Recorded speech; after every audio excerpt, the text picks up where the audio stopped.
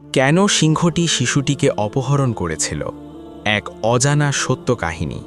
পুরানো সময়ের কথা। একটি ছোট গ্রামে এক দরবেশের আগমন হল। তার নাম ছিল আব্দুল ওয়াহিদ। তিনি তার আধ্যাত্মিকতা এবং জ্ঞানের জন্য খুব সুপরিচিত ছিলেন। তার প্রতিটি পদক্ষেপ ছিল আল্লাহর পথে, এবং তিনি দিনরাত এই চেষ্টায় থাকতেন যেন মানুষকে সঠিক পথ দেখাতে পারেন। তিনি তার সময়ের অধিকাংশ অংশ আল্লাহর ইবাদত এবং তার বাণী মানুষের কাছে পৌঁছে দেওয়ার কাজে ব্যয় করতেন। তার কথাগুলো হৃদয়ে গেঁথে যেত এবং মানুষ তা মনোযোগ দিয়ে শুনত। একদিন আব্দুল ওয়াহিদ যখন সফরে বের হওয়ার প্রস্তুতি নিচ্ছিলেন, তখন তিনি একটি অদ্ভুত স্বপ্ন দেখলেন। স্বপ্নে একজন দরিদ্র ও পেরেশান মানুষ ছিল, যে কান্নাকাটি করে নিজের দুঃখ ও কষ্টের বর্ণনা দিচ্ছিল। তার চেহারায় বিষাদ ছিল এবং তার অন্তর ছিল শূন্য। আব্দুল ওয়াহিদ এই স্বপ্ন দেখে বুঝতে পারলেন যে আল্লাহর বার্তা এই মানুষের কাছে পৌঁছে দেওয়া জরুরি। তিনি সিদ্ধান্ত নিলেন যে তিনি তার সফর অব্যাহত রাখবেন এবং এমন একটি গ্রামের দিকে রওনা হবেন যেখানে মানুষ আল্লাহর বাণী থেকে গাফেল বা বিমুখ হয়ে গেছে। এই গ্রামটি তার শান্তি ও সমৃদ্ধির জন্য বিখ্যাত ছিল, কিন্তু এই শান্তি ছিল আল্লাহর শ্রণ থেকে দূরে। মানুষ তাদের দুনিয়াবি জটিলতায় এতটাই মগ্ন ছিল যে তারা আল্লাহর পথ ভুলে গিয়েছিল। তাদের জীবনে এক ধরনের শূন্যতা ছিল, যা কেবল ইবাদাত এবং আল্লাহর শ্রণ দিয়েই পূরণ হতে পারত, কিন্তু তারা এর জন্য প্রস্তুত ছিল না। আব্দুল ওয়াহিদ সেই জনপদে পৌঁছালেন এবং তার দাওয়াত দিতে শুরু করলেন। প্রথমে তিনি তার শিষ্য বা অনুগামীদেরই বোঝানো শুরু করলেন। তিনি প্রতিদিন তাদের আল্লাহ সম্পর্কে, নামাজের গুরুত্ব এবং তাওয়াক্কুল অর্থাৎ আল্লাহর ওপর ভরসা সম্পর্কে বলতেন। কিন্তু তিনি দেখতেন যে মানুষ তাকে সচ্চা দিল থেকে বুঝতে পারছিল না। দুনিয়ার মায়া তাদের এমনভাবে আষ্টেপৃষ্টে বেঁধেছিল যে তারা আল্লাহর স্মরণ থেকে গাফেল বা বিমুখ হয়ে গিয়েছিল। তিনি ভাবলেন যে যদি এই মানুষগুলো তাকে বুঝতে না পারে, তবে হয়তো অন্য কোথাও গিয়ে কোনো পরিবর্তন আনা সম্ভব। কিছুদিন তিনি গভীরভাবে চিন্তা করলেন এবং তারপর নিজের পথ পরিবর্তনের সিদ্ধান্ত নিলেন। তিনি তার শিষ্যদের বললেন, তোমাদের হৃদয়ে ঈমানের বীজ বোনার আমার এই প্রচেষ্টা কোনো না কোনো দিন সফল হবেই, কিন্তু এখন আমাকে এক নতুন গ্রামের দিকে যেতে হবে যেখানে মানুষ একেবারেই গাফেল। আব্দুল ওয়াহিদ ঘর থেকে বের হয়ে রহিমাবাদ নামক অন্য একটি গ্রামের দিকে রওনা হলেন। এখানকার মানুষ আরও বেশি গাফেল ছিল। তাদের জীবনে ইবাদতের কোনো স্থান ছিল না। তারা কেবল তাদের দুনিয়াবি কাজে মগ্ন ছিল এবং তাদের হৃদয় আল্লাহর স্মরণ থেকে পুরোপুরি শূন্য ছিল। গ্রামে পৌঁছা মাত্রই আব্দুল ওয়াহিদ তার মিশন আবার শুরু করলেন। তিনি মানুষকে নামাজ, জিকির এবং তাওয়াক্কুলের গুরুত্ব বোঝাতে লাগলেন। কিন্তু এখানেও তার কথার প্রভাব ছিল খুব সামান্য। মানুষ তাকে উপহাস করত এবং তাকে গুরুত্বহীন মনে করে নিজেদের দুনিয়ায় মগ্ন থাকত। একদিন আব্দুল ওয়াহিদ গ্রামে এসব দেখছিলেন, তখন হঠাৎই তার মনে হলো যে এখন অন্য কিছু করতে হবে। ঠিক এই সুযোগেই তিনি আল্লাহর কাছে দোয়া করলেন এবং নিজের পথে চলার শক্তি চাইলেন। আরও কিছুদিন কেটে গেল এবং তারপর এক রাতে গ্রামে অদ্ভুত কিছু ঘটল। রাতের নিস্তব্ধতায় হঠাৎ বনের দিক থেকে ভারী পায়ের আওয়াজ আসতে লাগল। গ্রামবাসীরা দেখল একটি বিশাল সিংহ গ্রামের দিকে এগিয়ে আসছে। সিংহের চোখে দুঃখ ও যন্ত্রণা লুকিয়েছিল। সে ধীরে ধীরে গ্রামে প্রবেশ করছিল। আব্দুল ওয়াহিদ এটি দেখে ভাবলেন যে হয়তো এই মুহূর্তের মধ্যে আল্লাহর কোনো হিকমাত বা গোপন রহস্য লুকিয়ে আছে। সিংহটি একটি ছোট শিশুকে তুলে নিয়ে নিজের থাবায় চেপে ধরল। আব্দুল ওয়াহিদ সবাইকে সান্ত্বনা দেওয়ার চেষ্টা করলেন, কিন্তু তিনি জানতেন যে এটি কেবল একটি শুরু। আব্দুল ওয়াহিদ এবং তার কয়েকজন অনুসারী বনের দিকে এগিয়ে গেলেন যেখানে সিংহটি শিশুটিকে নিয়ে যাচ্ছিল। বনের ভেতরে যখন তারা সিংহের কাছে পৌঁছালেন, তারা দেখলেন শিশুটি তার থাবার মধ্যে আটকা পড়ে আছে। হঠাৎ সিংহটি মানুষের গলায় কথা বলতে শুরু করল এবং নিজের যন্ত্রণার বর্ণনা দিল। আমিও একসময় মানুষ ছিলাম। শৈশবে আমার বাবা মাকে মেরে ফেলা হয়েছিল।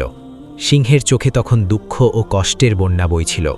সে কিছুক্ষণ চুপ করে থাকল, তারপর নিজের গভীর যন্ত্রণার কথা জানিয়ে বলল, আপনি জানেন না দরবেশ, আমিও একসময় মানুষ ছিলাম, এক নিষ্পাপ শিশু ছিলাম, কিন্তু আমার বাবা মাকে এই বস্তির মানুষগুলো মেরে ফেলেছিল। হ্যাঁ, এই বস্তিবাসী, যারা আমাদের জঙ্গলে থাকার শাস্তি দিয়েছিল। তারা আমাদের মানুষ বলে মানতেও রাজি ছিল না। আমার চোখের সামনেই তারা আমার বাবা মাকে ঘিরে ধরে মেরে ফেলেছিল, শুধু এই কারণে যে তারা জঙ্গলের কাছে থাকত। আব্দুল ওয়াহিদ তার কথাগুলো খুব মন দিয়ে শুনলেন এবং তারপর মৃদুস্বরে বললেন, তোমার কষ্ট আমি বুঝতে পারছি, কিন্তু তুমি কি জানো না যে রাগ আর প্রতিশোধের আগুনে পুড়ে কখনো শান্তি পাওয়া যায় না? তুমি যে কষ্টের মধ্যে দিয়ে যাচ্ছ তা শুধু তোমার নয়, বরং পুরো মানবতার ক্ষতি করছে। সিংহের চোখে তখন রাগ আর কষ্টের সংমিশ্রণ ছিল। সে একটা দীর্ঘশ্বাস ফেলে বলল, বাবা মায়ের মমতা, সেই প্রতিটি মুহূর্ত যখন তারা আমার সাথে ছিল, সব শেষ হয়ে গেল। এই মানুষগুলো তাদের শেষ করে দিল। তখন আমি ঠিক করেছিলাম যে আমিও মানুষদের থেকে প্রতিশোধ নেব। আর যখন আমি এই শিশুটিকে তুলে এনেছিলাম, তখন আমার উদ্দেশ্যই ছিল যাতে তারা জানতে পারে এই কষ্ট তাদেরই ভুলের ফল। আব্দুল ওয়াহিদ গুরুত্বের সাথে বললেন, তুমি রাগের মাথায় আর এক নিষ্পাপ শিশুর জীবনকে বাজি রেখেছ, এটা ভুল ছিল সিংহ। প্রতিশোধ নিলে তোমার কষ্ট কমবে না, বরং আরও বাড়বে। কিন্তু যদি তুমি সচ্চা দিল থেকে তওবা করো, তবে আল্লাহর রহমতে তোমার মন হালকা হবে। সিংহের চোখে এখন কিছুটা দ্বিধা ছিল, যেন সে নিজের রাগকে নিয়ন্ত্রণে আনার চেষ্টা করছে। সে কিছুক্ষণ চুপ থাকল, তারপর ধীরে ধীরে বলল, সত্যিই কি আমার পথ পরিবর্তন করা উচিত? আমার এই কষ্টের কি কোনো সমাধান হতে পারে? আব্দুল ওয়াহিদ সিংহের কাঁধে হাত রাখলেন এবং বললেন, তুমি একটি ভুল পথ বেছে নিয়েছিলে, কিন্তু তুমি এখনও তোমার জীবনে পরিবর্তন আনতে পারো। যদি তুমি মন থেকে তওবা করো, তবে আল্লাহ তোমার দোয়া শুনবেন। এটি কেবল তোমার উপর নির্ভর করে যে তুমি তোমার পথ পরিবর্তন করবে এবং একটি নতুন পথ বেছে নেবে। সিংহ একটি দীর্ঘশ্বাস ফেলল। সে আব্দুল ওয়াহিদের কথাগুলো শুনল এবং ধীরে ধীরে তার বিশ্বাস হতে লাগল যে হয়তো সে তার ভুল সংশোধন করতে পারবে। আব্দুল ওয়াহিদ সিংহকে বললেন, এখন আমাদের এই গ্রামের মানুষের সাথে মিলে সব কিছু পরিষ্কার করতে হবে। তুমি তাদের কাছে ক্ষমা চাও, কারণ তারাও তোমার দুঃখের অংশীদার ছিল। তোমার কষ্ট তাদের হাতের কারণেই হয়েছিল, কিন্তু এর সমাধান কেবল ক্ষমার মাধ্যমেই মিলবে। সিংহ মাথা নিচু করল এবং বলল, কিন্তু দরবেশ, তারা আমাকে কিভাবে ক্ষমা করবে? তারা তো আমার বাবা মাকে, আর এখন আমি কি তাদের কাছে ক্ষমা চাইতে যাব? আব্দুল ওয়াহিদ তাকে বুঝিয়ে বললেন, দেখো সিংহ, ক্ষমা চাওয়াই হলো আসল শক্তি। তুমি যদি তাদের কাছে ক্ষমা চাও, তবে তুমি নিজে হালকা অনুভব করবে এবং তারাও তাদের কৃতকর্মের কথা উপলব্ধি করবে। এটাই হলো মানবতার পথ। তিনি সিংহকে সাথে নিলেন এবং দুজনে গ্রামের দিকে রওনা হলেন। যখন তারা গ্রামে পৌঁছালেন, তখন আব্দুল ওয়াহিদ সবার আগে গ্রামের মুরব্বীদের সাথে কথা শুরু করলেন। তিনি বললেন, দেখুন, এই সিংহ যে আপনাদের চোখে একজন হিংস্র পশুর মতো ছিল, এখন সে নিজের ভুল বুঝতে পেরেছে। সে তার সাজা ভোগ করেছে এবং এখন সে নিজের ভুলের জন্য ক্ষমা চায়। গ্রামবাসীরা প্রথমে চুপ হয়ে রইল, কিন্তু আব্দুল ওয়াহিদের কথা শুনে তাদের মধ্যে কেউ কেউ ধীরে ধীরে কথা বলতে শুরু করল। একজন মুরব্বী বললেন, আমরা যা করেছি তা ভুল ছিল। আমরা এখন আমাদের কৃতকর্ম বুঝতে পারছি। আমরা এই সিংহের বাবা মাকে কোনো কারণ ছাড়াই মেরেছিলাম। আমাদের অজ্ঞতা এবং ভুল বোঝাবুঝির কারণে আমরা একটি নির্দোষ শিশুকেও ধ্বংস করছিলাম। আব্দুল ওয়াহিদ মাথা নিচু করে বললেন, তোমরা তোমাদের ভুল স্বীকার করেছ এবং এটাই আসল তওবা। এখন তোমাদের সবার উচিত এই সিংহের কাছে ক্ষমা চাওয়া। ক্ষমার মাধ্যমেই হৃদয়ের বোঝা হালকা হবে এবং তোমরা সবাই নিজেদের জীবনে পরিবর্তন আনতে পারবে। গ্রামবাসীরা মাথা নত করল এবং তারপর সিংহের দিকে তাকালো। একজন বৃদ্ধ বললেন, আমরা তোমার বাবা মাকে ভুল বুঝেছিলাম এবং তাদের মেরেছিলাম। আমরা তোমার কাছে ক্ষমা চাইছি এবং আমাদের সমস্ত ভুল স্বীকার করছি, যাতে এই জীবন শান্তির সাথে এগিয়ে যেতে পারে। আব্দুল ওয়াহিদ হাসি মুখে বললেন, এটাই আসল তওবা, এটাই আসল মানবিকতা। এখন তোমাদের সবার অন্তর পরিষ্কার হয়ে গেছে। এখন আমরা সবাই মিলে আল্লাহর কাছে দোয়া করি যেন তিনি আমাদের সত্য পথে চলার তৌফিক দান করেন। এখন যখন গ্রামবাসীরা নিজেদের ভুল বুঝতে পেরেছে এবং সিংহ তার মনের ভার হালকা করেছে, তখন আব্দুল ওয়াহিদ একটি দীর্ঘশ্বাস ফেললেন। তিনি জানতেন যে এটি কেবল একটি শুরু ছিল এবং আসল পরীক্ষা এখন শুরু হতে যাচ্ছে। কিন্তু এই মুহূর্তে এটাই প্রথম পদক্ষেপ। তিনি বললেন, প্রকৃত তওবা তখনই হয় যখন মানুষ তার পুরনো পথ ত্যাগ করে আল্লাহর দিকে অগ্রসর হয়। তোমাদের নিজেদের অন্তর পবিত্র করতে হবে এবং জীবনের প্রতিটি পদক্ষেপ সঠিক দিকে বাড়াতে হবে। গ্রামবাসীদের মধ্যে একজন বৃদ্ধ দাঁড়িয়ে বললেন, দরবেশ, সেই সময়টি আমাদের জন্য খুব কঠিন ছিল এবং আমাদের অবুঝপনার কারণে আমরা অনেক কিছু হারিয়েছি। কিন্তু এখন আপনার কথা শুনে আমরা বুঝতে পেরেছি যে যদি আমরা আমাদের জীবনকে সঠিক পথে না আনি, তবে তা শুধু আমাদের জন্য নয়, বরং আমাদের আগামী প্রজন্মের জন্যেও বিপদের কারণ হবে। আব্দুল ওয়াহিদ হেসে বললেন, তোমাদের এই উপলব্ধি সবচেয়ে বড় পরিবর্তন। এখন আমাদের সবাইকে মিলেমিশে এই পৃথিবীতে সত্য ও মানবিকতার ভিত্তি স্থাপন করতে হবে। সিংহ, তোমার জীবন এখন এক নতুন পথে। তুমি তোমার ভুল বুঝতে পেরেছ এবং এই পথটি আপন করে নিয়েছ। এখন তুমি তোমার জীবনে সেই মানবিকতা ফিরিয়ে আনো যা তুমি একসময় হারিয়ে ফেলেছিলে। তুমি একটি নতুন অধ্যায় শুরু করতে পারো। সিংহের চোখে তখন তার তওবার কারণে হৃদয়ে এক প্রশান্তি অনুভব হচ্ছিল। সে আব্দুল ওয়াহিদের কথা মনোযোগ দিয়ে শুনল এবং তারপর বলল, দরবেশ, আমি এখন বুঝতে পারছি যে প্রতিশোধ কখনো শান্তি দিতে পারে না। যখন মানুষ তার অন্তর থেকে সত্য তওবা করে তখন আল্লাহ তার দিকে রহমত করেন। আর আমি কথা দিচ্ছি যে ভুল আমি করেছিলাম তা আর কখনো করব না। আব্দুল ওয়াহিদ সিংহের দিকে তাকিয়ে বললেন, তুমি আজ যে সিদ্ধান্ত নিয়েছ তা অত্যন্ত গুরুত্বপূর্ণ। তুমি এখন তোমার অতীতকে পেছনে ফেলে তোমার ভবিষ্যৎকে সত্যের পথে নিয়ে যাও। গ্রামের মানুষও এখন বদলে গিয়েছিল। তারা তাদের জীবনে পরিবর্তন আনার জন্য প্রস্তুত ছিল। সবাই মিলে দোয়া করল যেন আল্লাহ তাদের রহমত দান করেন এবং সঠিক পথ দেখান। আব্দুল ওয়াহিদ সবাইকে আল্লাহর ধন্যবাদ জ্ঞাপন করতে বললেন। এখন সে জানত যে কেবল আল্লাহর রহমতের মাধ্যমেই প্রকৃত শান্তি পাওয়া সম্ভব। গ্রামবাসীরাও তাদের ভুল সংশোধনের সংকল্প করেছিল। আব্দুল ওয়াহিদ পুনরায় সিংহকে বললেন, তুমি এখন তোমার জীবনকে সঠিক দিশায় নিয়ে যাও। আর ওই শিশুটি যাকে তুমি নিয়ে এসেছিলে সেও এখন তার জীবনকে এক নতুন দিশা দেবে। সিংহ মাথা নত করল এবং ধীরে ধীরে ওই শিশুটির দিকে এগিয়ে গেল। শিশুটি এতক্ষণ নিরাপদ ছিল এবং এখন তার চোখে ভয়ের বদলে এক নতুন আশার আলো ছিল। সিংহ সেই শিশুটিকে গ্রামবাসীদের কাছে সঁপে দিল। গ্রামবাসীরা শিশুটিকে জড়িয়ে ধরল এবং বলল, আমাদের থেকে যে ভুল হয়েছে আমরা তার জন্য তওবা করছি। এখন আমরা তোমাকে একটি নিরাপদ ও খুশহাল জীবন দেব। আব্দুল ওয়াহিদ পুনরায় সবার দিকে তাকিয়ে বললেন, আজ তোমরা শুধু তোমাদের ভুলই স্বীকার করনি, বরং তোমরা এটিও প্রমাণ করেছ যে মানুষ যদি সচ্চা দিল থেকে তাওবা করে তবে আল্লাহ তাকে অবশ্যই সাহায্য করেন।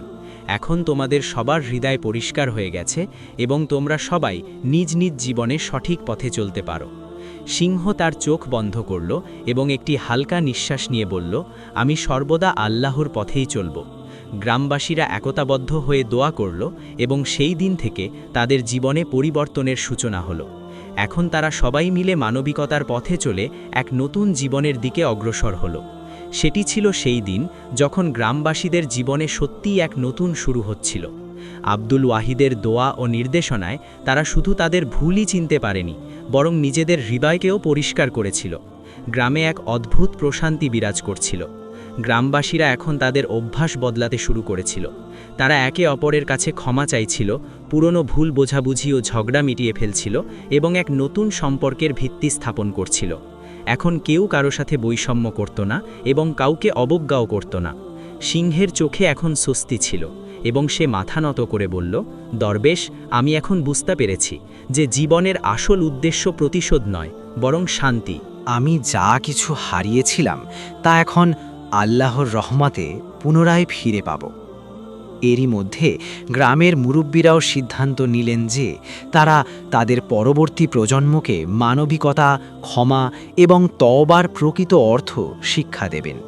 তারা শিশুদের জন্য একটি শিক্ষা কেন্দ্র স্থাপন করলেন, যেখানে তাদের সঠিক পথে চলার শিক্ষা দেওয়া হতো।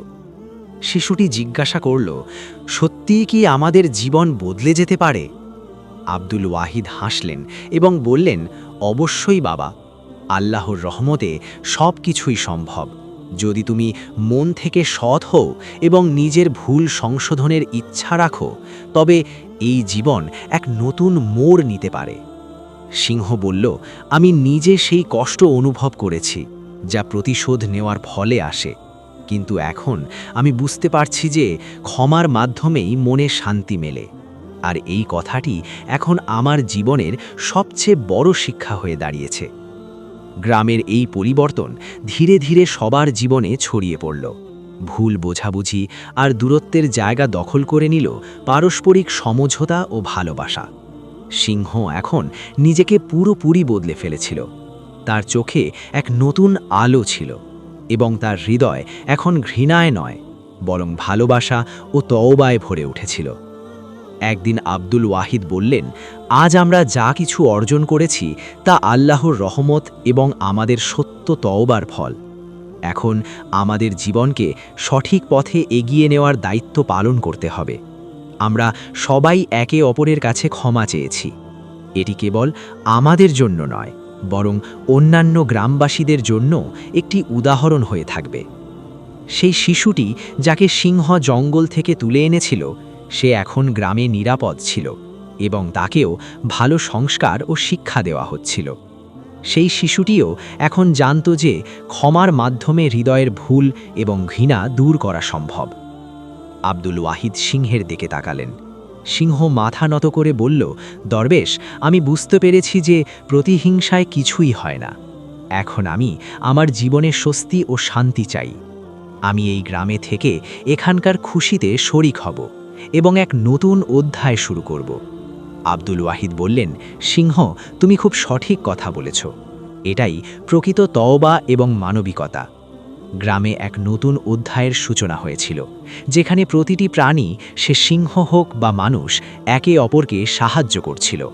এখন এই গ্রামটি কেবল একটি স্থান ছিল না, বরং মানবিকতার এক উজ্জ্বল দৃষ্টান্ত হয়ে উঠেছিল। সিংহ এখন গ্রামবাসীদের সাথে মিলেমিশে নিজের জীবনকে এক নতুন দিশা দেওয়ার চেষ্টা করছিল। আব্দুল ওয়াহিদের শিক্ষা এবং তার দোয়ার প্রভাব স্পষ্ট দেখা যাচ্ছিল। তিনি গভীর বিশ্বাস রাখতেন যে প্রতিটি মানুষের ভেতরেই সংশোধনের সম্ভাবনা থাকে। তিনি বললেন, এখন তোমরা সবাই তোমাদের ভুল সংশোধনের দিকে প্রথম পদক্ষেপ বাড়িয়েছ, কিন্তু মনে রেখো, তওবা এবং ক্ষমা কেবল শব্দ নয়, বরং সেই শব্দগুলোকে নিজের জীবনে ধারণ করার একটি প্রক্রিয়া। গ্রামবাসীরা একতাবদ্ধ হয়ে গেল। দরবেশ বললেন, শের, এখন তুমি তোমার জীবনের প্রতিটি পদক্ষেপ ভেবেচিন্তে ফেলবে। তোমাকে প্রতিদিন তোমার তওবা এবং মানবতার পথে চলতে হবে। শের মাথা নত করে বলল, দরবেশ, আমি এখন পুরোপুরি বদলে গেছি। আমি যা করেছিলাম তা সঠিক ছিল না, কিন্তু এখন আমি আমার শক্তির ব্যবহার কাউকে ক্ষতি করার জন্য নয়, বরং মানুষের সাহায্যের জন্য করব।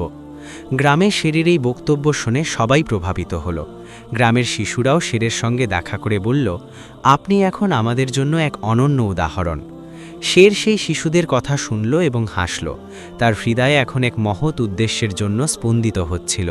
সে জানত যে সে যা কিছু করেছিল তার প্রায়শ্চিত্ত এখন নিজের পথ সঠিক করার মাধ্যমেই পাচ্ছে। সে এখন তার শক্তিকে শুধু নিজের জন্য নয়, বরং আগামী প্রজন্মের জন্য একটি আমানত হিসাবে গণ্য করত।